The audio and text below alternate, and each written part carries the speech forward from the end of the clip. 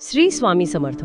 स्वामी चरित्र सारामृताच्या पारायणातला एक खूप महत्वाचा टप्पा म्हणजे हा 18वा अध्याय. हो, आज आपण जरा यातल्या घटना आणि त्यामागचा जो काही गूढार्थ आहे त्यावर बोलूया. नक्कीच.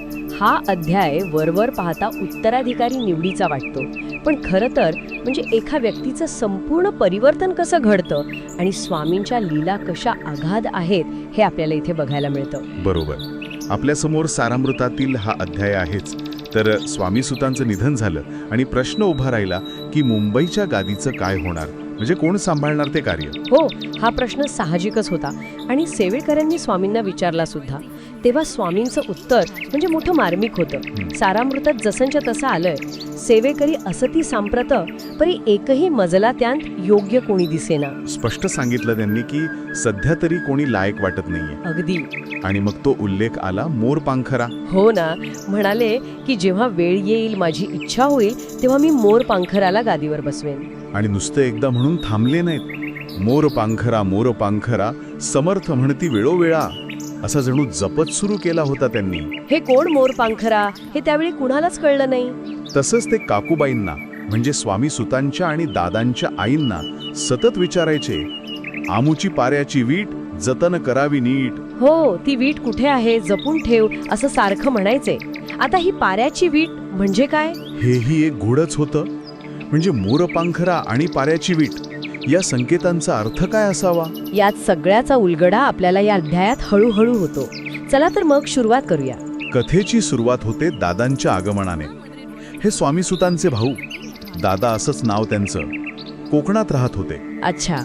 भावाच्या निधनाची बातमी कळली तसे ते अक्कलकोटला आले. पण त्यांची प्रकृती ठीक नव्हती असं वर्णन आहे. हो, सारामृतात म्हटलंय, त्याचे शरीरी असमाधान कृश होत चालला, म्हणजे खूप अशक्त आजारी होते ते. मग काकूबाईंनी आईच्या मायने त्यांना स्वामींसमोर आणलं असणार. पण स्वामींचा उपाय किती साधा पहा. काही मोठं कर्मकांड नाही, काही नाही, फक्त म्हणाले, काळजी करू नकोस, याला दिवसातून 4 वेळा जेवू घाल, म्हणजे हा बरा होईल. बस. आणि खरंच तसं घडलं. अगदी. दादासी झाली आरोग्यता, समर्थांची कृपा होता, रोग कोठे राहिलं, फक्त पथ्यपाणी आणि आशीर्वाद, यातच सगळं आलं. स्वामी कृपेने काहीही होऊ शकतं हे पुन्हा एकदा दिसलं. बरोबर. मग दादा बरे झाल्यावर पुढे काय घडलं? तो केजगावचा प्रसंग येतो नाही का? हो, केजगावला नानासाहेब नावाचे भक्त होते. त्यांनी तिथे मठ बांधला होता आणि पादुका स्थापन करायच्या होत्या. अच्छा. त्यासाठी ते दादांना न्यायला आले होते, स्वामींची परवानगी मागायला. पण काकूबाईंना पुन्हा काळजी वाटली असेल. साहजिकच. मुलगा नुकता बरा झालाय, त्यात तो व्यवहाराने थोडा अज्ञानी, परगावी कसा राहील, कोण काळजी घेईल? त्यांनी मांडली ही शंका स्वामींसमोर.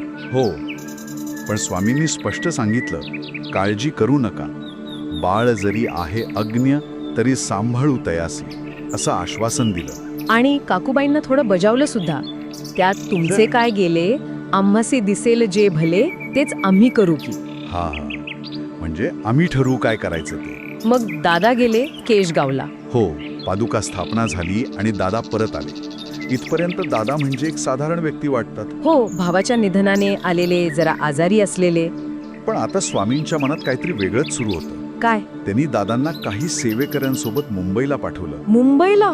कशासाठी? तिथे जे ब्रह्मचारी बुवा होते त्यांना निरोप पाठवला की दादांना स्वामीसुतांची कफनी, झोळी वगैरे द्या आणि गादीवर बसवा. म्हणजे? उत्तराधिकारी म्हणून. अगदी. स्वामीसुतांचे उत्तराधिकारी म्हणून दादांची निवड स्वामींनी केली होती. पण इथेच तर खरी गंमत आहे. बरोबर. स्वामींनी निवड केली, पण दादा स्वतः तयार नव्हते. सारामृतात स्पष्ट लिहिलंय, दादा जरी अज्ञान होता तरी ऐशा गोष्टी करिता, नकार म्हणेची सर्वथा, नरुचे चित्ता त्याची या. म्हणजे ब्रह्मचारी बुवांनी समजावून पाहिलं असेल की गोसावी व्हा, संसार सोडा, हे कार्य सांभाळा. हो, पण दादांना ते पटेना. त्यांना त्यात काही रसच वाटला नाही. त्यांनी स्पष्ट नकार दिला. हे तर आश्चर्य आहे.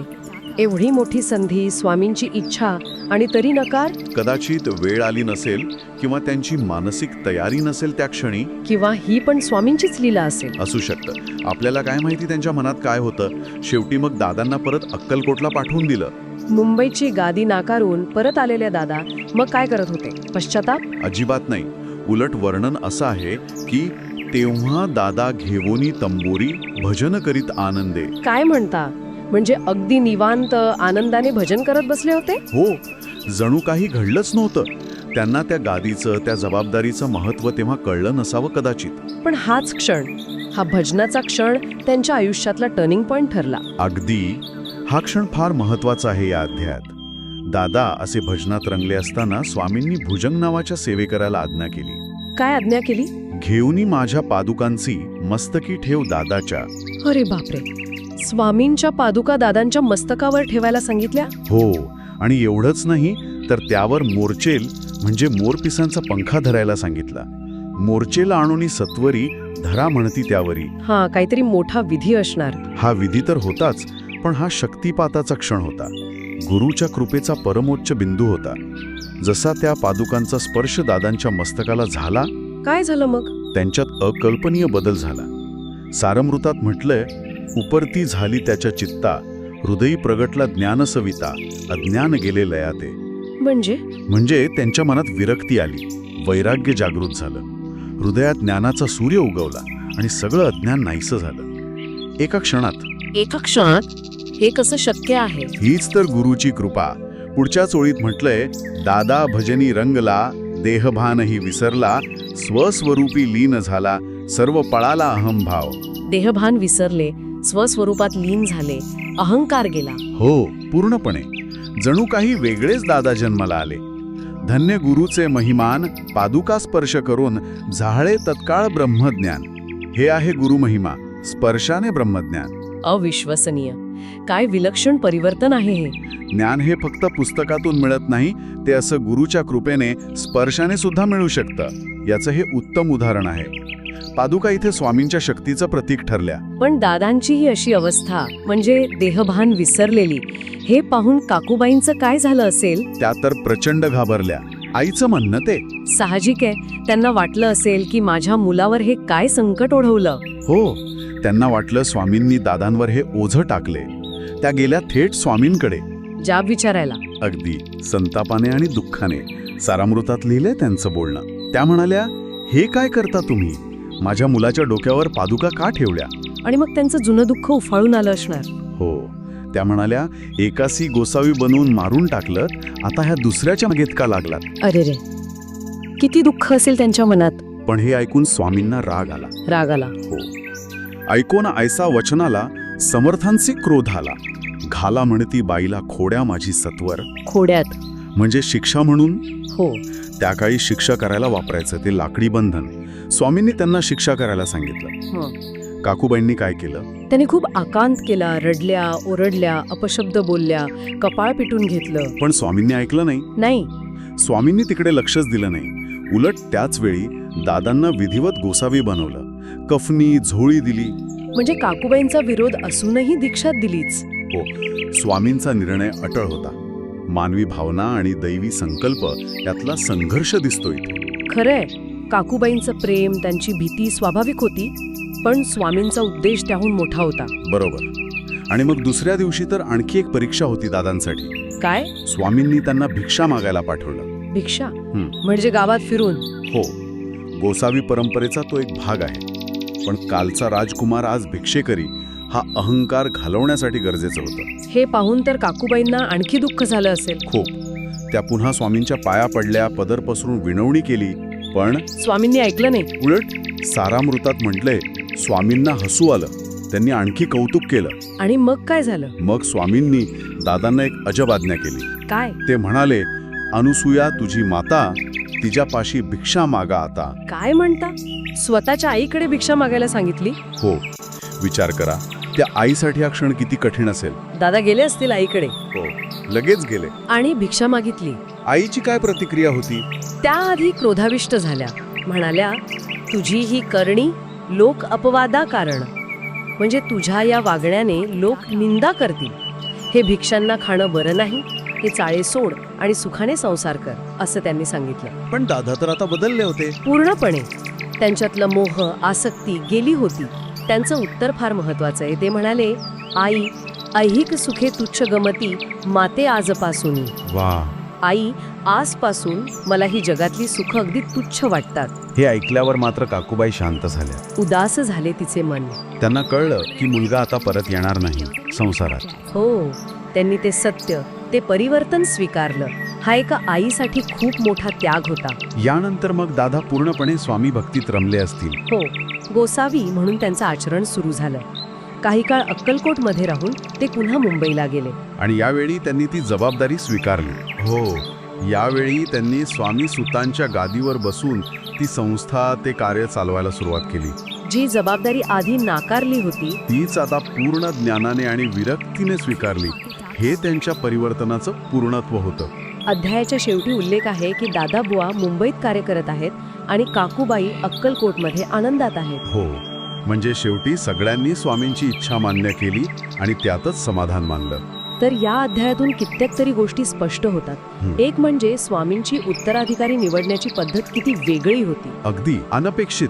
आणि दुसरं म्हणजे गुरुच्या एका स्पर्शाने, एका कृपादृष्टीने सुद्धा किती मोठं परिवर्तन घडू शकतं. ते तर आहेच, पण सुरुवातीचे ते संकेत, मोरपांखरा आणि पाऱ्याची वीट, त्याचं काय? आता या सगळ्या घटनाक्रमानंतर आपण थोडा अंदाज बांधू शकतो. मोरपांखरा म्हणजे कदाचित दादांसारखी व्यक्ती असेल का, जी सुरुवातीला साधी, कदाचित अयोग्य वाटणारी, पण जिची निवड झाली. मोर जसा अचानक पिसारा फुलवतो तसं दादांचं झालं. अच्छा, आणि पाऱ्याची वीट, पारा तर चंचल असतो पण शुद्धही असतो आणि जडही असतो. बरोबर, स्वामींनी ती जतन करायला सांगितली होती. कदाचित ती वीट म्हणजे दादांच्या आत असलेलं सुप्त शुद्ध सामर्थ्य असेल, जे अज्ञानामुळे झाकलं गेलं होतं. जड होती म्हणजे स्थिर होती, पण व्यक्त होत नव्हती. हो, आणि स्वामींना ती हवी होती म्हणजे त्यांना ती क्षमता जागृत करायची होती. पादुकांच्या स्पर्शाने ती जणू वितळली आणि तिचं खरं स्वरूप प्रकट झालं. ही एक शक्यता नक्कीच वाटते.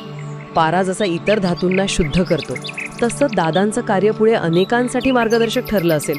ही केवळ एक शक्यता आहे, अर्थात स्वामींच्या लीलांचा अर्थ लावण्याचा आपला प्रयत्न. पण किती अतर्क्य आहे सगळं.